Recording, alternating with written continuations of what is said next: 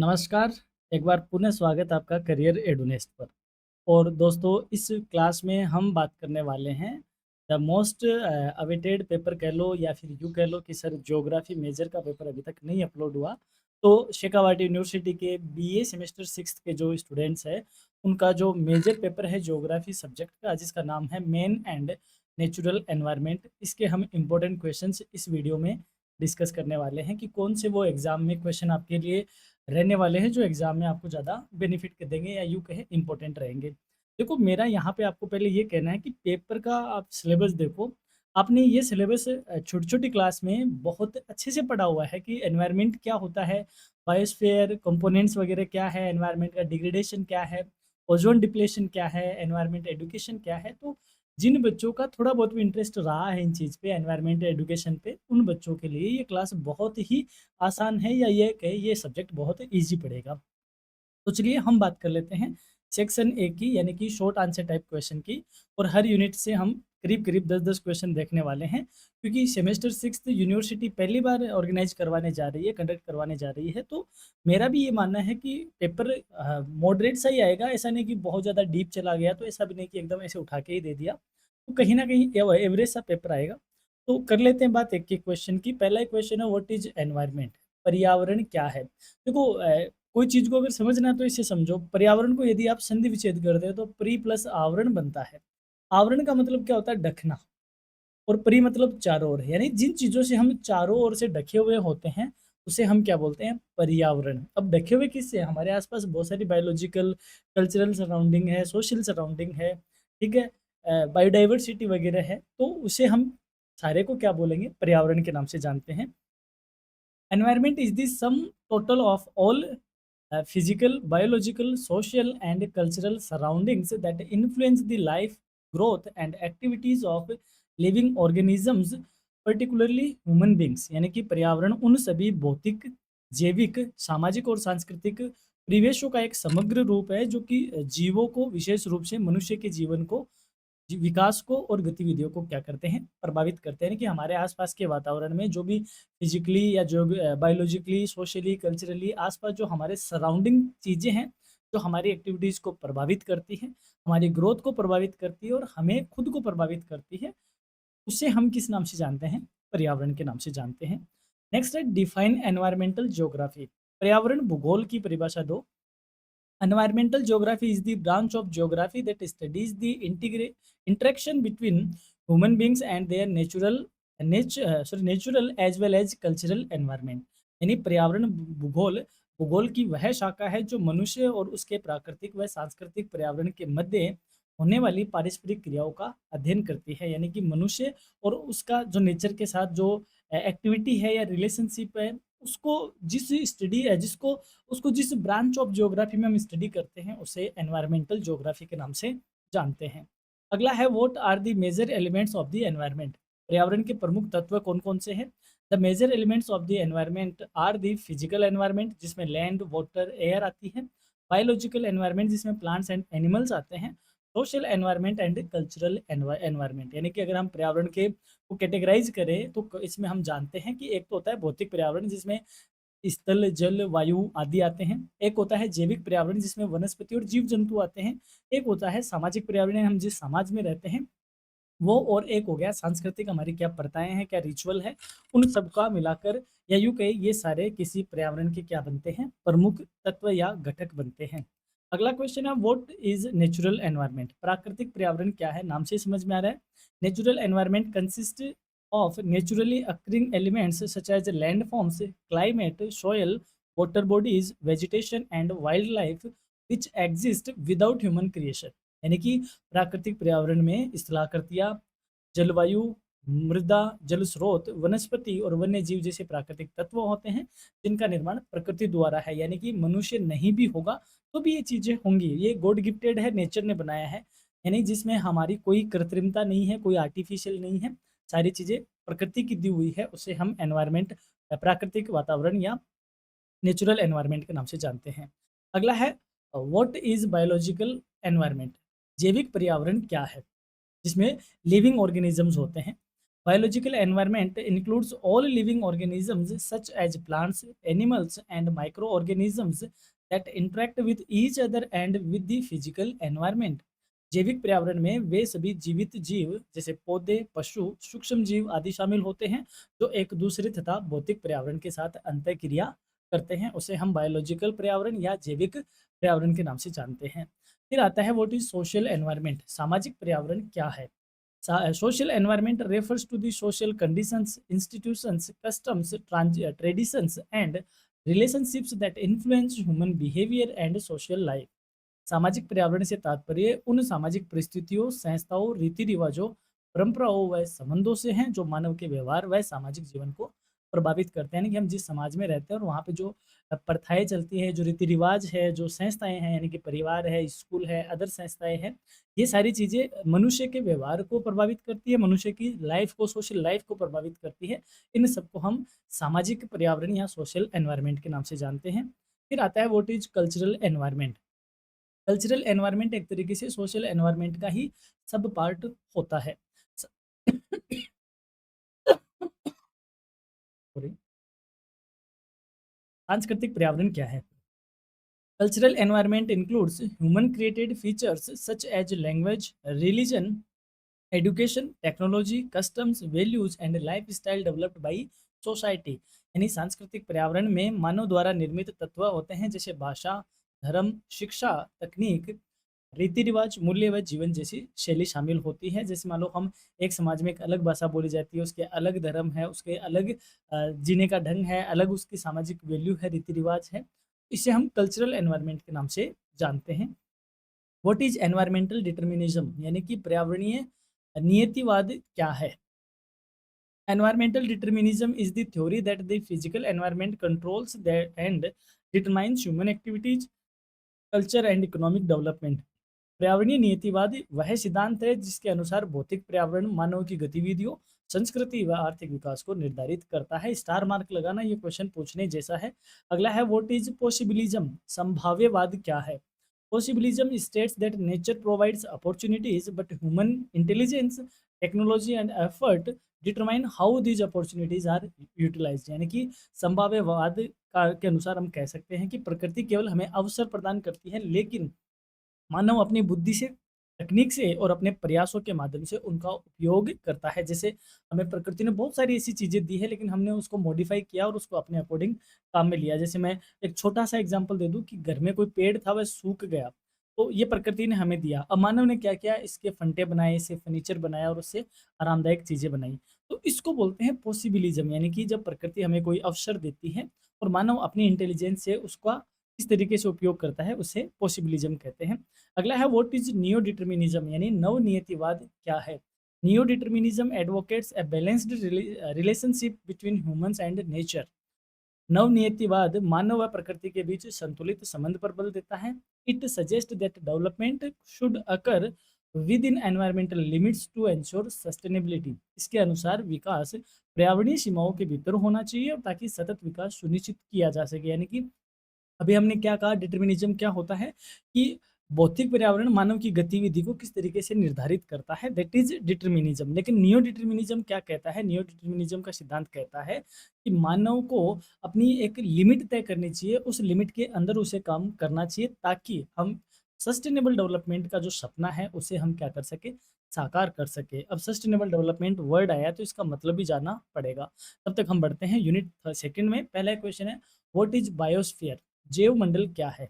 The biosphere is the life supporting zone of the earth where land, water and atmosphere interact and all living organism exist. यानी कि जैव मंडल पृथ्वी का वह जीवन धारण करने वाला क्षेत्र है जहाँ स्थल है, जल है, वायुमंडल है आदि परस्पर क्रियाएं करते हैं और सभी जीवधारी निवास करते हैं। यानी कि हम जिस जगह रहते हैं पृथ्वी में उसे हम बायोस्फीयर के नाम से जानते हैं, जैवमंडल के नाम से जानते हैं।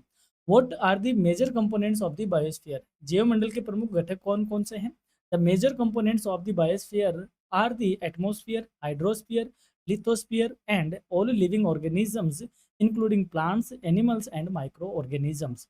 जैवमंडल के अगर प्रमुख घटकों की बात करें तो इसमें वायुमंडल है, इसमें जल मंडल है, इसमें स्थल मंडल है। यानी कि स्थल पे हम रहते हैं, जल में जल है, वायुमंडल में हमारा वातावरण है तथा सभी जीवित जीव जैसे पौधे, पशु और सूक्ष्म जीव आदि सारे बायोस्फीयर में ही रहते हैं। ये इसके प्रमुख घटक है। अगला क्वेश्चन है डिफाइन इकोलॉजी। पारिस्थितिकी की परिभाषा दो। ये अच्छा क्वेश्चन है, पूछा जा सकता है।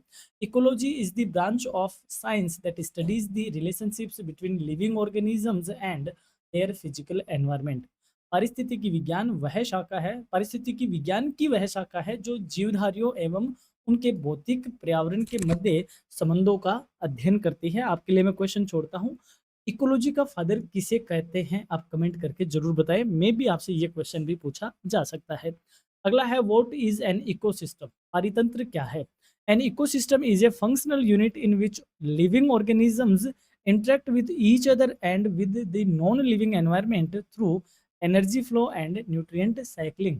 पारितंत्र एक क्रियात्मक इकाई है जिसमें जीवधारी आपस में तथा निर्जीव पर्यावरण के साथ ऊर्जा प्रवाह एवं पोषक तत्वों के चक्रण द्वारा अंतःक्रिया करते हैं। यानी कि पारितंत्र क्या होता है? जिसमें जो जीवधारी होते हैं, जो लिविंग ऑर्गेनिजम्स होते हैं, वो आपस में इंटरेक्ट करते हैं और साथ ही में जो नॉन लिविंग एनवायरनमेंट है उसके साथ ऊर्जा का किस तरीके से उनमें फ्लो होता है, किस तरीके से उनमें पोषण तत्वों का एक सर्कुलर होता है या यूँ कहें चक्रण होता है। इसको हम किस नाम से जानते हैं? पारितंत्र या इकोसिस्टम के नाम से जानते हैं। What are the types of ecosystem. पारितंत्र के प्रकार कौन-कौन से हैं? Ecosystems are mainly two types, natural ecosystem and artificial ecosystem. यानी कि पारितंत्र दो प्रकार के होते हैं, प्राकृतिक पारितंत्र और एक कृत्रिम पारितंत्र। प्राकृतिक पारितंत्र में कौन-कौन से आते हैं? फॉरेस्ट, ग्रासलैंड, पॉन्ड यानी कि वन, घास भूमि, तालाब जो प्रकृति ने बनाए हैं। और कृत्रिम में कौन आते हैं? जैसे क्रॉप फील्ड्स हो गए, गार्डन्स हो गए, एक्वेरियम्स हो गए, यानी कि अ, कृषि क्षेत्र हो गया, उद्यान हो गया, घर में जो एक्वेरियम अपन लगाते हैं वो अपने आप में एक पारितंत्र है। तो ये सारी चीजें हमने होती तो हालांकि प्राकृतिक है, लेकिन इसमें मनुष्य का क्या होता है? इंटरफेरेंस होता है। मनुष्य इसको अपने अकॉर्डिंग डिजाइन करता है। तो दो तरीके के इकोसिस्टम होते हैं, आर्टिफिशियल एंड नेचुरल। अगला है what is energy flow in an ecosystem. परितंत्र में ऊर्जा प्रवाह क्या है? Energy flow is the one way transfer of energy from the sun to producer and then to consumers and decomposers through different trophic levels. यानी कि ऊर्जा प्रवाह है सूर्य से उत्पादकों में और फिर उत्पादकों से उपभोक्ताओं में और उपभोक्ताओं से अपघटकों तक विभिन्न पोषण स्तरों के माध्यम से ऊर्जा के एक दिशीय प्रवाह को कहते हैं। देखो, आपने बचपन में ये पढ़ा है कि ये यहाँ पे सूरज है, समझते हो ना आप? और यहाँ पे ये पौधे हैं। तो सूरज से जो एनर्जी ट्रांसफर होती है वो किस में होती है? पौधों में। पौधे को हम क्या बोलते हैं? उत्पादक, प्रोड्यूसर है। फिर इसको किसी जीव ने खाया, ठीक है? ये कुछ भी मान लो, इसको खरगोश जो भी आप मान लो, जिसने इसको खाया, ठीक है? फिर एनर्जी यहाँ से यहाँ फ्लो हुई। फिर इसको जिसने खाया, ठीक है, मैं यहाँ पे क्या बनाऊँ? कुत्ता जैसा कुछ बना देता हूँ, दिल पे मत लेना इस कुत्ते को। ठीक है, बन गया, मान लो ये कुत्ता ही है, ठीक है? और फिर इसको किसी और ने खाया और लास्ट में जो मर गया, मान लो उसकी बॉडी भी तो पड़ी रहेगी ना, उस बॉडी को डिकम्पोज होगी, यानी उसमें और बैक्टीरिया या फिर जो भी कहे, जो भी जिस तरीके के माइक्रोबैक्टीरियम, जीवाणु वगैरह जो भी जीवाणु होते हैं, तो इसकी बॉडी को डिकम्पोज करते हैं। फिर वो एनर्जी उसमें आती है और उनसे वापस वह किस में रिलीज हो जाती है?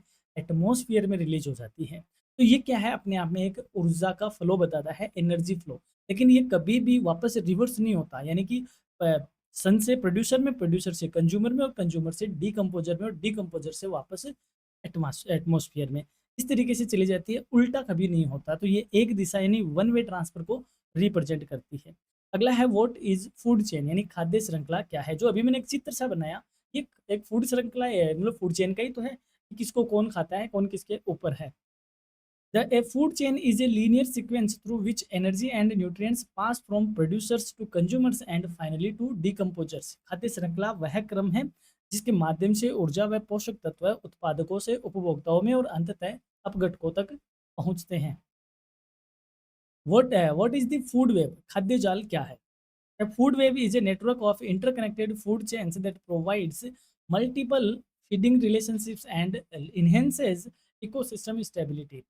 खाद्य जाल अनेक परस्पर जुड़ी हुई खाद्य श्रृंखलाओं का जाल है जो विभिन्न पोषण संबंध स्थापित कर पारितंत्र की स्थिरता को बढ़ाता है। यानी कि एक हमने जो अभी एग्जांपल लिया वो एक सिंगल फूड चेन का है, और जब कई तरह की फूड चेन आपस में कॉम्प्लिकेटेड रूप में जुड़ती है एक दूसरे से, तो वह क्या बन जाता है? फूड वेब बन जाता है, खाद्य जाल बन जाता है। यानी जिसमें कई तरीके की या कई सारी मल्टीपल फूड चेन्स होती है और आपस में उनका एक रिलेशनशिप दिखता है, उसे हम फूड वेब के नाम से जानते हैं।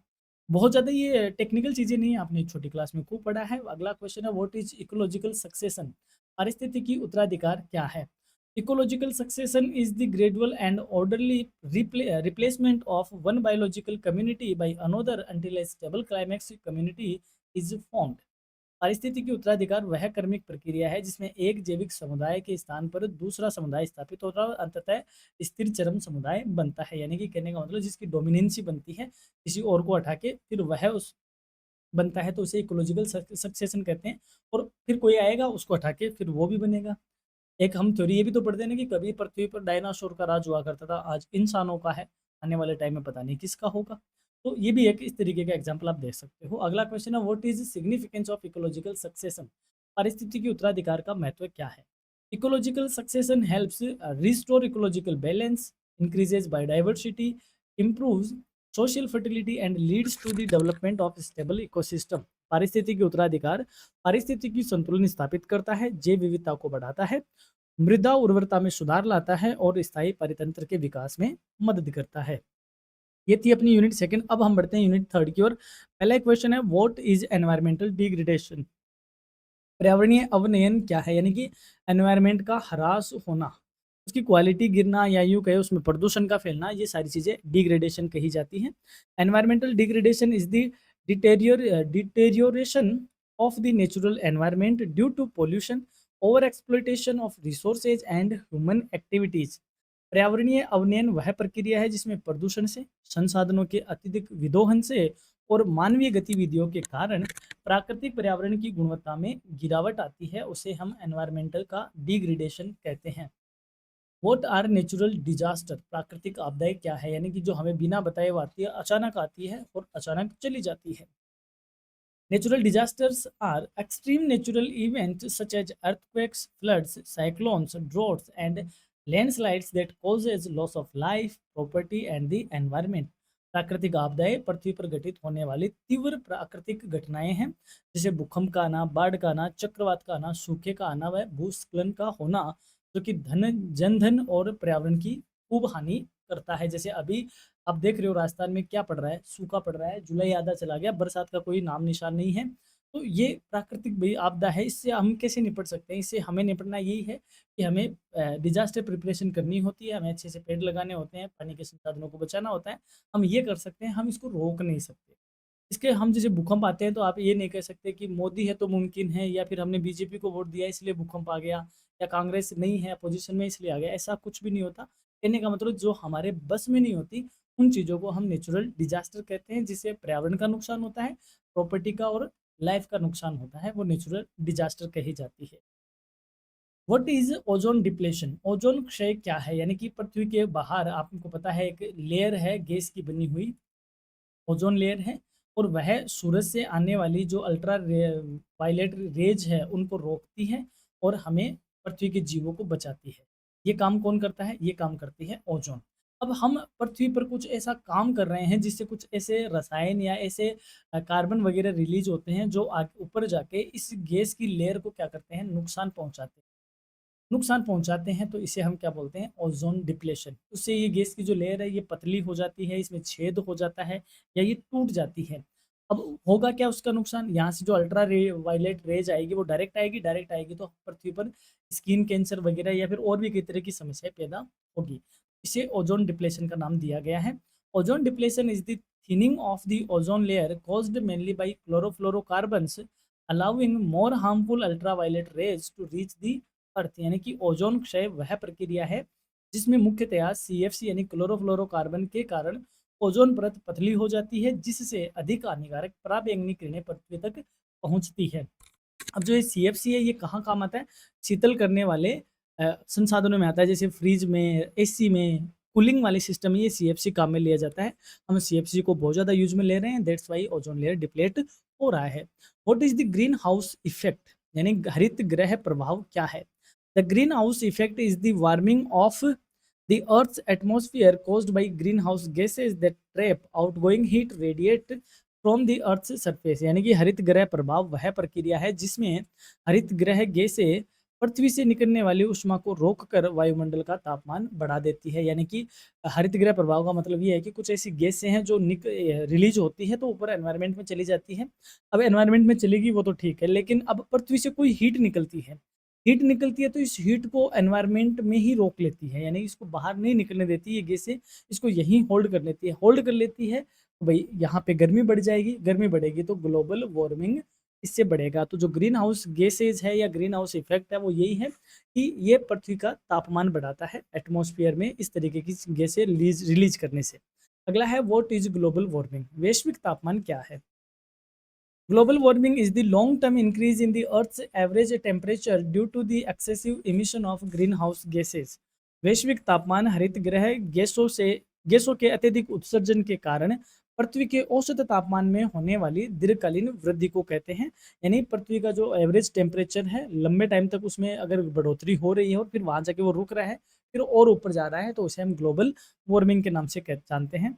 व्हाट इज क्लाइमेट चेंज, जलवायु परिवर्तन क्या है। यानी कि मौसम, हमने कहा शॉर्ट टर्म जो डेली रूटीन की चीजें होती है वो मौसम होता है, और जब एवरेज लॉन्ग टाइम के लिए जब हम एवरेज मौसमों की स्थिति जानते हैं तो उसे हम जलवायु का नाम देते हैं, क्लाइमेट कहते हैं। और जब क्लाइमेट में चेंज होता है तो उसे हम क्लाइमेट चेंज कहते हैं। Climate change refers to the long term changes in temperature, rainfall and weather patterns caused by natural process and human activities. जलवायु परिवर्तन से तात्पर्य तापमान में, वर्षा में और मौसम के स्वरूपों में दीर्घकालीन परिवर्तनों से है जो प्राकृतिक व मानवीय दोनों कारणों से उत्पन्न होते हैं। नेक्स्ट है व्हाट इज वाटर स्केर्सिटी, जल संकट क्या है। राजस्थान से बेहतर कोई नहीं जानता इन चीजों को कि जल संकट क्या है। Water scarcity is the condition in which the availability of fresh water is insufficient to meet the needs of people, agriculture and industries. जल संकट वह स्थिति है जिसमें लोगों को, कृषि को और उद्योगों को आवश्यकता की पूर्ति के लिए पर्याप्त पेयजल या मीठा जल उपलब्ध नहीं होता, उसे हम वाटर स्केर्सिटी कहते हैं। व्हाट इज एसिड रेन, यानी अम्ल वर्षा क्या है। Acid rain is rainfall containing acidic substances formed by sulfur dioxide and nitrogen oxide released into the atmosphere. अम्ल वर्षा वह वर्षा है जिसमें सल्फर डाइऑक्साइड व नाइट्रोजन ऑक्साइड से बने अम्लीय तत्व उपस्थित होते हैं। यानी कि जब बारिश में सल्फर डाइऑक्साइड और नाइट्रोजन ऑक्साइड घुलकर बरसती है तो उस बरसात को हम अम्लीय वर्षा या एसिड रेन के नाम से जानते हैं। व्हाट इज डेजर्टिफिकेशन, मरुस्थलीकरण क्या है। यानी कि मरुस्थल, आपको पता है कि राजस्थान का 60% हिस्सा मरुस्थल है, और जब मरुस्थल आगे बढ़ता है और दूसरी जमीन को भी बंजर कर देता है और अपने अंदर समा लेता है, उस सिचुएशन को हम डेजर्टिफिकेशन के नाम से जानते हैं। Desertification is the process by which fertile land gradually becomes barren due to deforestation, overgrazing, climate change and improper land use. यानी मरुस्थलीकरण वह प्रक्रिया है जिसमें वनों की कटाई के कारण, अत्यधिक चराई के कारण, जलवायु परिवर्तन की वजह से या भूमि के अनुचित उपयोग के कारण वह उपजाऊ भूमि धीरे धीरे क्या बन जाती है, बंजर बन जाती है, उसे हम डेजर्टिफिकेशन कहते हैं। व्हाट इज एनवायरमेंटल क्राइसिस, पर्यावरणीय संकट क्या है। N environmental crisis is a serious situation caused by environmental degradation that threatens ecosystems, biodiversity and human survival। पर्यावरणीय संकट वह गंभीर स्थिति है जो कि पर्यावरणीय अवनयन के कारण उत्पन्न होती है और पारितंत्र, जैव विविधता व मानव जीवन के लिए खतरा बनती है, उसे हम पर्यावरणीय संकट के नाम से जानते हैं। अब हम आ गए हैं यूनिट 4 की ओर, जिसमें पहला क्वेश्चन है व्हाट इज एनवायरमेंटल एजुकेशन, पर्यावरणीय शिक्षा क्या है। Environmental education is the process of creating knowledge, awareness, skills, and positive attitudes for environmental protection and sustainable use of natural resources। पर्यावरणीय शिक्षा वह प्रक्रिया है जिसके माध्यम से पर्यावरण संरक्षण एवं प्राकृतिक संसाधनों के सतत उपयोग के लिए ज्ञान को बढ़ाना, जागरूकता फैलाना, कौशल को डेवलप करना और सकारात्मक दृष्टिकोण विकसित किया जाता है। उस प्रोसेस को या उस प्रक्रिया को हम पर्यावरण शिक्षा कहते हैं। यानी कि जब हम अपने पर्यावरण को समझते हैं, उसको बचाने की कोशिश करते हैं, उसको संरक्षित रखते हैं, उसके बारे में जागरूक होते हैं और पॉजिटिव एटीट्यूड के साथ हम नेचुरल रिसोर्सेज को यूज में लेते हैं, तो इसे हम कहेंगे कि हम एडुकेशन, पर्यावरण, एनवायरमेंट तौर पे एडुकेटेड है। आज हम जो एजुकेशन लेते हैं वो नौकरी के लिए लेते हैं कि कल को हम पटवारी का फॉर्म भर सके और नौकरी कर सके। इस तरीके की एजुकेशन का सिस्टम फिलहाल अपने यहाँ पे चल रहा है। व्हाट इज एनवायरमेंटल अवेयरनेस, पर्यावरण जागरूकता क्या है। Environmental awareness means understanding environmental problems and encouraging people to participate in environmental conservation activities। पर्यावरण जागरूकता का अर्थ पर्यावरणीय समस्याओं को समझना और लोगों को पर्यावरण संरक्षण संबंधी गतिविधियों में भाग लेने के लिए प्रेरित करना है। इसे हम एनवायरमेंटल अवेयरनेस कहते हैं। जैसे हमने कहा, प्लास्टिक को यूज नहीं लेना है या फिर कचरे को सही ढंग से डिस्पोज करना है, तो आप भी कर रहे हो, दूसरों को इस बारे में बताते हो, तो ये एनवायरमेंटल अवेयरनेस के नाम से जानी जाती है। नेक्स्ट है, व्हाट इज सस्टेनेबल डेवलपमेंट। अब आया है ये क्वेश्चन, इसका मतलब समझ लो। ये क्वेश्चन आपसे हर हाल में पूछा जाएगा कि सतत विकास क्या होता है। देखो, हमारे पास आज हम यहाँ प्रेजेंट में हैं और कई तरीके के नेचुरल रिसोर्सेज हम यूज में लेते हैं। अब एक होता है कि अंधाधुंध इनको यूज में ले लो और ख़त्म करो। एक होता है कि हमें हमारी फ्यूचर जनरेशन दिख रही है, कि जब वो फ्यूचर जनरेशन आएगी और तब तक हम ये ख़त्म कर चुके होंगे, तो उनके लिए क्या बचेगा फिर? कुछ नहीं बचेगा। तो आज हम हमारे जो प्रेजेंट नेचुरल रिसोर्सेज है, उनको एक ज़िम्मेदारीपूर्ण तरीके से इस प्रकार यूज में लें, ताकि आने वाली जनरेशन को उनके प्रति कॉम्प्रोमाइज़ नहीं करना पड़े। इस तरीके से हम डेवलपमेंट करें, तो इसे हम सस्टेनेबल डेवलपमेंट का नाम देते हैं। Sustainable development is development that meets present needs without compromising the ability of future generations to meet their own needs. यानी कि सतत विकास वह विकास है जो वर्तमान पीढ़ी की आवश्यकताओं की पूर्ति करते हुए भविष्य की पीढ़ियों की आवश्यकताओं से समझौता नहीं करता है। अगला है, what is soil resource management. मृदा संसाधन प्रबंधन क्या है? Soil resource management refers to the proper conservation and scientific use of soil to maintain its fertility and prevent erosion. मृदा संसाधन प्रबंधन से आशय मृदा की उर्वरता बनाए रखने और मृदा अपरदन को रोकने के लिए उसके संरक्षण में वैज्ञानिक उपयोग से है। यानी कि हम मृदा की फर्टिलिटी को भी खराब नहीं करें और उसका सही ढंग से सही प्रॉपर यूटिलाइजेशन करते हुए हम अपना काम उससे करें, या फिर यूँ कहें उसमें हम अपनी फसल खेती-बाड़ी करें, तो इसे हम सोइल रिसोर्स मैनेजमेंट कहते हैं। यानी कि मृदा का कंजर्वेशन करें और साथ ही में उसका साइंटिफिक यूज़ करें, ताकि उसकी फर्टिलिटी मेंटेन रहे और अपरदन ना हो। अगला है, what is forest resource management. वन संसाधन प्रबंधन क्या है? Forest resource management is the planned conservation, protection and sustainable utilisation of forest to maintain ecological balance. वन संसाधन प्रबंधन का अर्थ है कि वनों का योजनाबद्ध तरीके से संरक्षण हो, सुरक्षित तरीके से और सुरक्षित व सतत तरीके से उनका उपयोग हो, वह पारिस्थितिकी ताकि पारिस्थितिकी संतुलन इसे बना रहे। यानी कि हम जब जब हमारे जंगलों को या वनों को जिम्मेदारी तरीके से, सतत तरीके से और संरक्षित वे में अगर प्लान तरीके से हम उसका यूटिलाइजेशन करते हैं, तो हम एक तरीके से अपने फॉरेस्ट रिसोर्स का क्या कर रहे हैं, प्रॉपर मैनेजमेंट कर रहे हैं। और ये इसलिए ज़रूरी है ताकि बैलेंस बना रहे। अगला है, व्हाट इज वाटर मैनेजमेंट। जल प्रबंधन क्या है? इसमें चाहे तो आप वर्ड यहाँ पे वाटर रिसोर्स मैनेजमेंट लिख दो।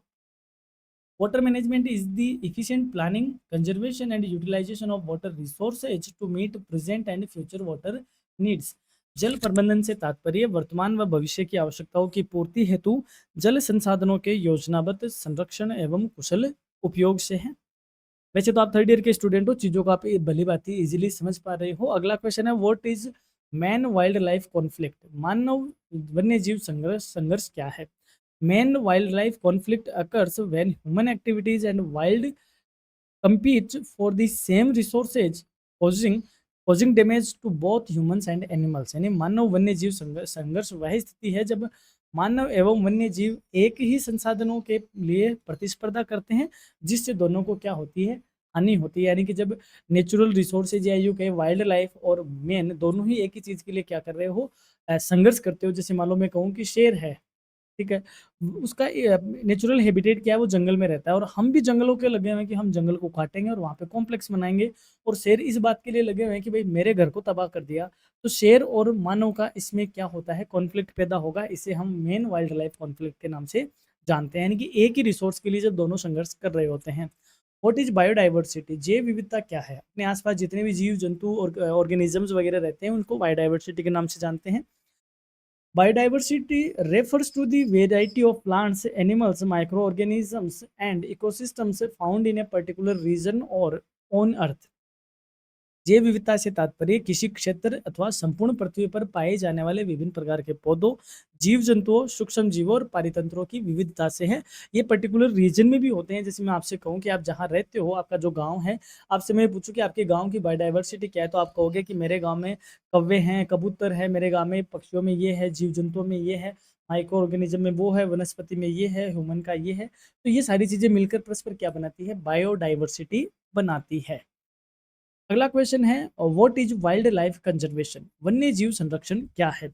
Wild life conservation is the protection and management of wild animals and their habitats to prevent extinction and maintain ecological balance.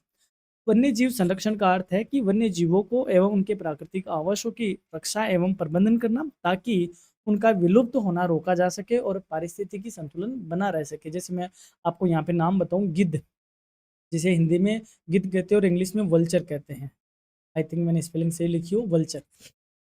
अब आप जैन जी वाले हो, आपने वल्चर देखे ही नहीं है, ठीक है।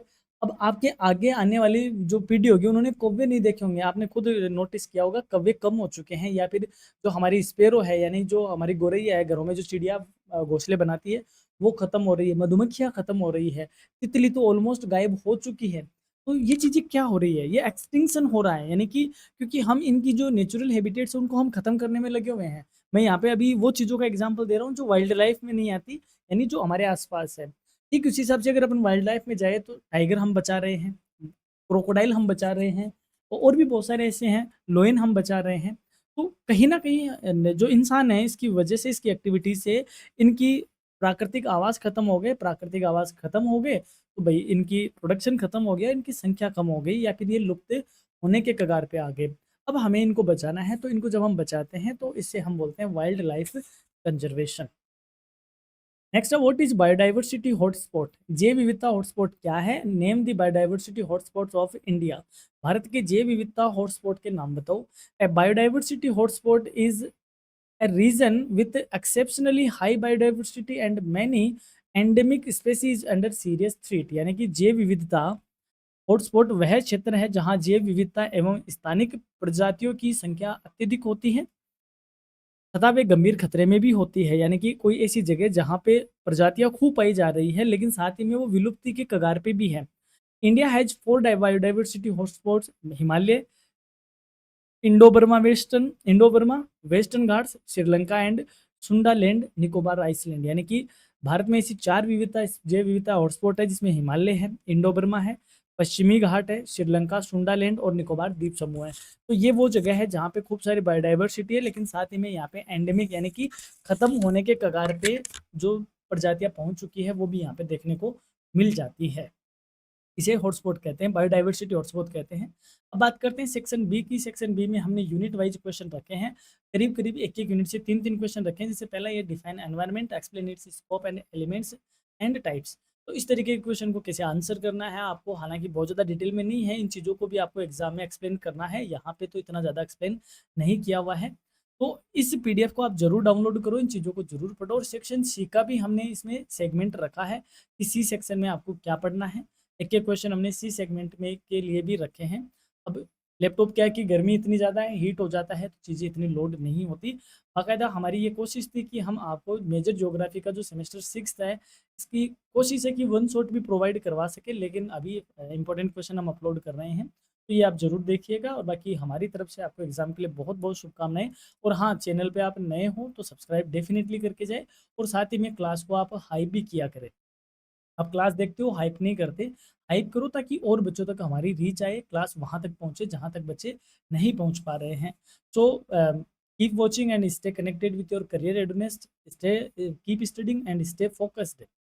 और thank you so much and all the best for your examination once again. Have a nice day, have a great time. Thank you.